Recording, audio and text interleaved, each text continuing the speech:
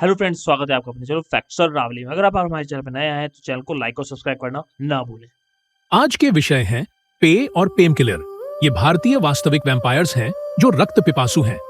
लगभग 90% लोग इसके बारे में नहीं जानते। इसे पिशाच या पिशाचिनी के साथ न मिलाएं।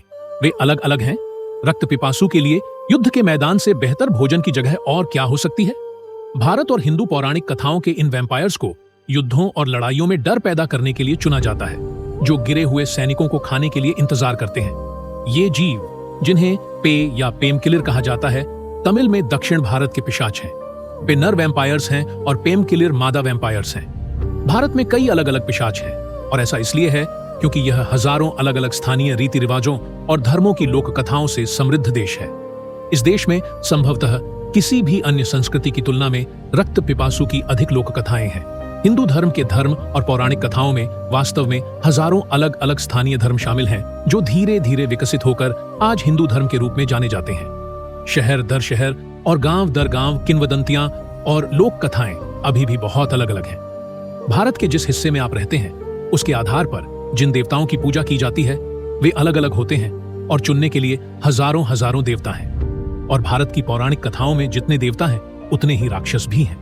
तमिल लोगों की अपनी अनूठी भाषा और लोक कथाएं हैं। ये पे वैम्पायर्स देश के इस हिस्से में हिंदू पौराणिक कथाओं का हिस्सा हैं।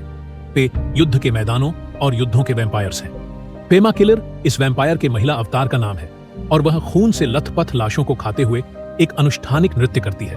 पेमा किलर शायद ज्यादा क्रूर है। वह मरते हुए और मृत लोगों का मांस खाना पसंद करती है, जबकि पे केवल उनका खून पीती है। पेमा किलर काफी घातक और डरावनी है। वह युद्ध के मैदानों में अभी भी जीवित सैनिकों के मांस को नोचते हुए उन्मत्त होकर नृत्य करती है। दूसरी ओर इन वैम्पायर्स को दया के दूत माना जा सकता है। वे शहीद सैनिकों के खून पर पलते हैं। जब पे और पेमा किलर वैम्पायर्स उन्हें खाना शुरू करते हैं तो सैनिक हमेशा मरे हुए नहीं होते, लेकिन यह इतना भयानक नहीं हो सकता। सैनिक घातक रूप से घायल हो सकते हैं और धीमी पीड़ादायक मौत मर सकते हैं। दयालु वैम्पायर उन्हें खत्म कर देते हैं और अगले जीवन में उनकी यात्रा को तेज कर देते हैं।